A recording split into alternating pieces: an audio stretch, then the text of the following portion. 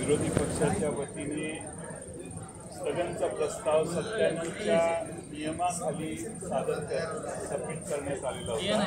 स्थगनच्या प्रस्तावावर चर्चा करताना तो स्थगन कसा योग्य आहे हेही सांगण्याचं काम हे भास्करराव जाधव यांनी व्यवस्थितपणे केलं, नानाभाऊ पटोले यांनी केलं। त्यानंतर देखील स्थगन प्रस्ताव स्वीकारण्यात आला नाही, त्यामुळे निषेध म्हणून विरोधी पक्षाने बहिर्गमन केलं। त्यानंतर राज्याचे उपमुख्यमंत्री सभागृहात उभे राहून सांगितलं की आमची चर्चा आजच चर्चा करायची तयारी आहे, आज किंवा उद्या। आम्ही पुन्हा आज जाऊन सांगितलं की ठीक आहे, आज चर्चा सत्तारूढ पक्षाची चर्चा करायची तयारी आहे, विरोधी पक्षाची चर्चा करायची तयारी आहे। महाराष्ट्रामध्ये शेतकऱ्यांचं सगळं आभाळच फाटल्याची परिस्थिती महाराष्ट्रभर झालेली आहे। महाराष्ट्रात शेतकरी प्रचंड संकटात आहे।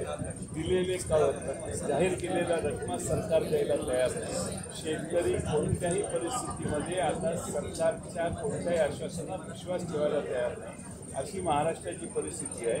त्यात मागच्या 3 महिन्यात झालेल्या आत्महत्येचं संख्या देखील सभागृहात सांगितली। न भूतो न भविष्यती असं आत्महत्याचं महाराष्ट्रात प्रमाण वाढलेलं आहे। म्हणून सगळे चर्चा बाजूला ठेवून शेतकऱ्यांची चर्चा, शेतकऱ्यांच्या प्रश्नांची चर्चा करावी ही आमची विरोधी पक्षाची मागणी होती।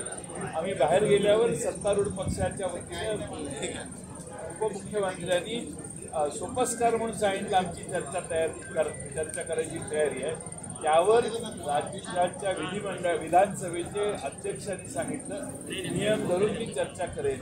नियमच 97 खाली होता की नियम 97 अन्वयी चर्चा आम्ही उपस्थित केलेली होती। त्यामुळे सरकारला चर्चा करायची नाही आहे, सत्तारूढ पक्ष चर्चेला तयार नाही। सत्तारूढ पक्षाचे उपमुख्यमंत्री कितीही म्हटले तरी त्यांनाही माहिती आहे की महाराष्ट्रातल्या शेतकऱ्यांना सांगण्यासारखं त्यांच्याकडे काही नाही, आणि म्हणून त्याचा निषेध म्हणून महाराष्ट्रातल्या विधानसभेच्या विरोधी पक्षाच्या सगळ्याच सभासदांनी आता बहिर्गमन केलेलं आहे। मुख्यमंत्र्यांनी हे पण म्हटलं होतं की मी जेव्हा मुख्यमंत्री बनवून येणार त्यावेळेस मी 7/12 सुद्धा कोरा करेन, मी योग्य वेळ आली तर मी कर्जमाफी